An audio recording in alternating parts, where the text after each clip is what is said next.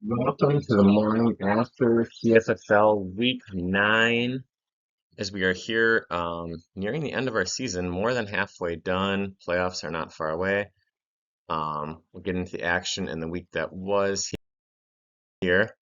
First of all, we had Dr. Dangerous falling to the Black Dingoes 66 to 62, game that came down to a K-Dot and touchdown late on Monday night.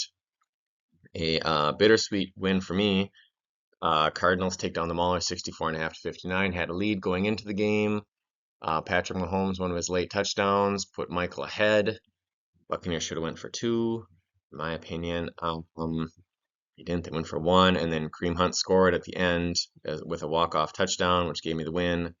But in that situation, I would have rather taken a Buccaneer win. But at least I didn't lose both of them, I guess.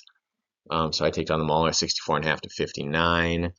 Uh, Michael had a big week from King Henry, had 19 points. Mahomes had a solid game at 17.5 too. My team, led by Kareem Hunt, with 12.5. Next up, we had the Horn Dogs and the Colts. A big win again for the Horn Dogs, 70 to 56.5. Trevor Lawrence had 17 points thanks to two rushing touchdowns. Otherwise, he was horrific on the game on Sunday. And Garrett Wilson had 16.5. The Colts limping to the finish line here, although they will get healthy this week with McCaffrey back. Cortland Sutton had 11 points for him. We had the Minotaurs taking down the Badgers 67 to 58. Kirk Cousins with 16 points and Zay Flowers with 19. Badgers were led by Bo Nix's 11.5 thanks to his receiving touchdown, which is unusual for a quarterback, but is what it is. Little big men fall to team prices right, 77.5 to 60. 18 points for Sam Darnold led the team prices right. Little big men did not have a great week, 17.5 for Lamar, but that was the only person in double figures for them. And the Dynamite with the first 100-point week on the year for anyone in the league, 103.5 to 77.5. Unfortunately, if you look around, Bruisers did tie for the second most points in the league, but it did take a loss. That stinks for him. Daniel Jones at 19.5, Ramondre at 14, Chuba Hubbard at 15.5. Some big games there. This was the battle of the court running backs I traded away. J.K. Dobbins had 17 for the Dynamite, and Saquon Barkley had 22.5 with an amazing game and looking like the best pick in the draft so far this year. That's a really good pick, and he's done great for the Eagles. Taking a look at the playoff picture right now, I sit in the first place, but there's 5 of us tied at 6 and 3, and all relatively close in points. Maulers sitting at 5 and 4, along with the Black Dingoes.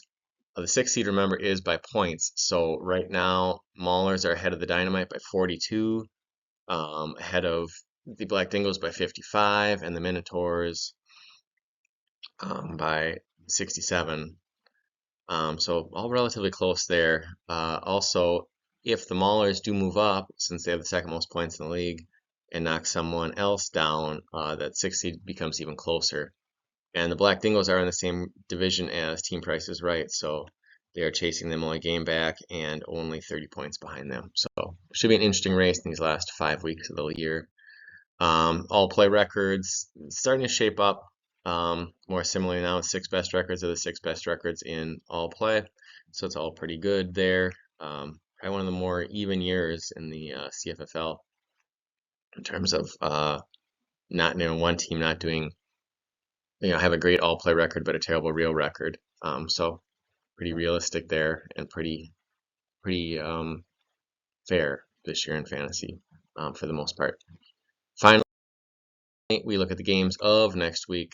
Horn Dogs 6 and 3, Maulers 5 and 4, Little Big Men 6 and 3, Black Dingoes 5 and 4. Some big ones there.